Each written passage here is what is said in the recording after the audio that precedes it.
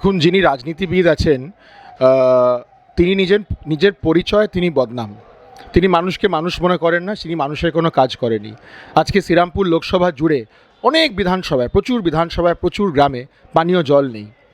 এটা কি এটার বেসিক হিউম্যান রাইটস যেটা উনি এনশিওর করতে পারেননি।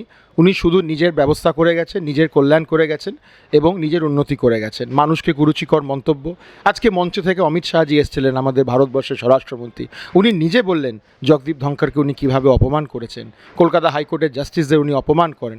অপমান করা ছাড়া উনি কিচ্ছু জানেন না।